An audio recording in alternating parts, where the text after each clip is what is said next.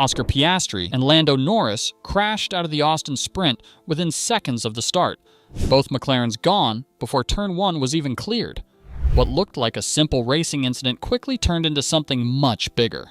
Zak Brown blamed Nico Hülkenberg, then suddenly changed his story. Andrea Stella delivered a calm but loaded message about knowing when to take margins. And as the dust settled, one thing became clear. This wasn't just a crash, it was the latest spark in a growing rivalry that could decide not only the championship, but McLaren's entire future. So what really happened inside that garage after Austin? And has McLaren finally lost control of its own drivers? Because the Austin sprint race was supposed to be another easy step forward for McLaren, but instead it turned into a complete disaster within seconds. As the lights went out, both orange cars launched well off the line. Max Verstappen pulled away cleanly from pole, but right behind him, chaos unfolded at turn 1. Oscar Piastri tried to cut back through the inside. Nico Hülkenberg went slightly deep, and before anyone could react, the two McLarens made contact. Both cars were damaged instantly, sliding wide and coming to a stop at the top of the hill. And just like that, the team that had dominated the headlines all season was suddenly out of the sprint before completing a single corner. At first, everyone thought Nico Hülkenberg caused the incident. From the pit wall, it looked like the Sauber clipped Piastri's rear wheel and sent him spinning into Lando Norris. McLaren boss Zak Brown immediately told the media that the German was at fault. He said it was an unnecessary move, adding that his drivers had done nothing wrong. But once the team returned to the garage and reviewed the footage, things changed quickly. Onboard replays showed Piastri turning slightly tighter than expected to line up a cutback, just as Hülkenberg was trying to hold the inside. There wasn't enough space, and the two cars touched.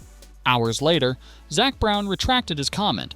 He admitted the situation was more complicated than it looked, and said the team wouldn't be pointing fingers. It was a rare, public correction from the CEO himself, but an important one, because this wasn't just about the crash anymore.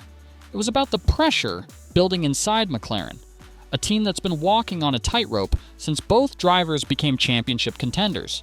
Andrea Stella, McLaren's team principal, spoke to the press after the sprint. He called it a racing incident, but his tone said more than his words. He explained that turn 1 at Austin is always chaotic, especially in sprint formats where drivers take bigger risks early. But then he added something that caught everyone's attention. He said that experienced drivers must know when to take the right margin in these situations. It sounded polite, but many in the paddock saw it as a subtle message aimed at Piastri, a reminder that winning championships also means knowing when not to take a chance. Oscar Piastri, to his credit, didn't make excuses. He said, "It all happened fast. Once I felt the contact, there wasn't much I could do." Lando Norris was equally calm, saying he had no idea who hit who and just wanted both cars fixed for Sunday.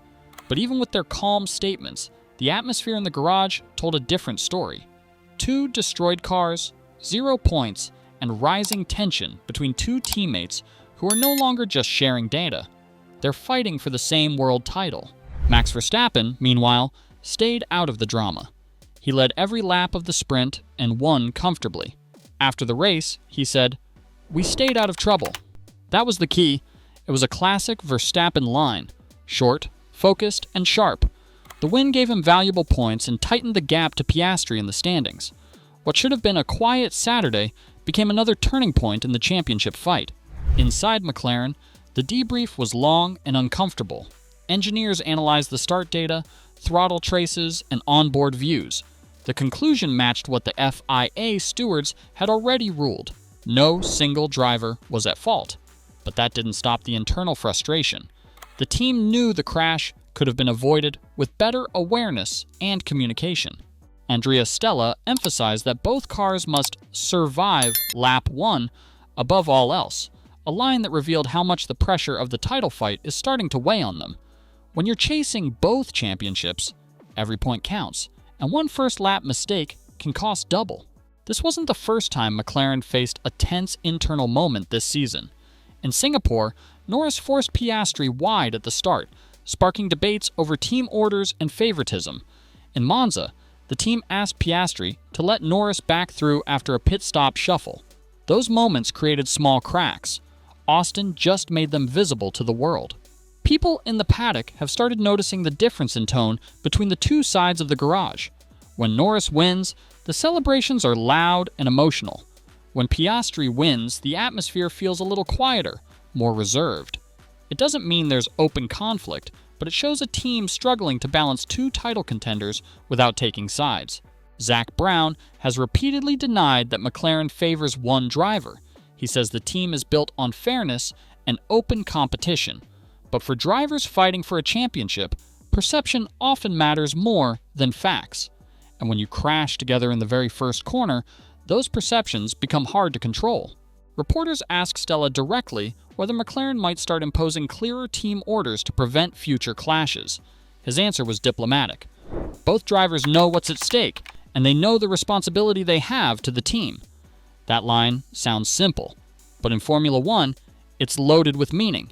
It tells both drivers, behave, or we'll start managing you. The Austin crash also exposed something else, the limits of calm leadership.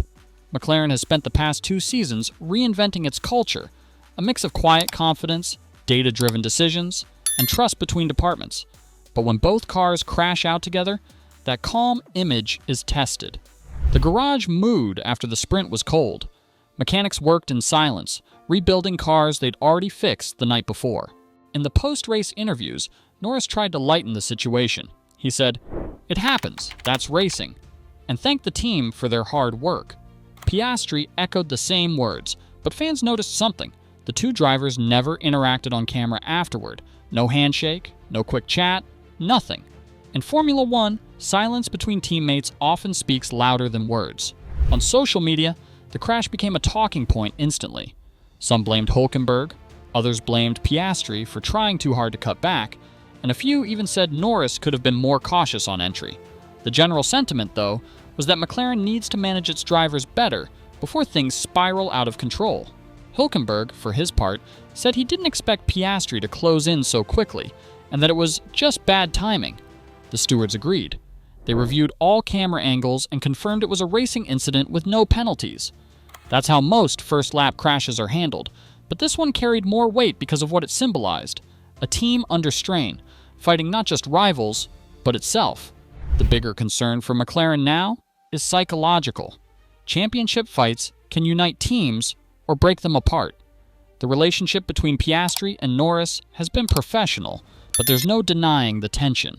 Piastri started the season as the title favorite, cool under pressure and consistent everywhere.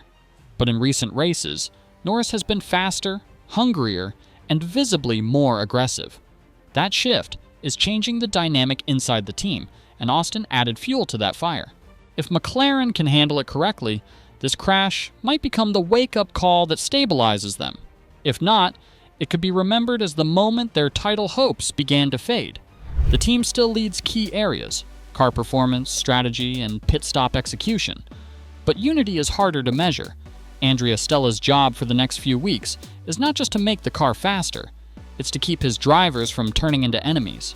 So what's your take? Just a racing incident, or the moment McLaren's title dream began to unravel?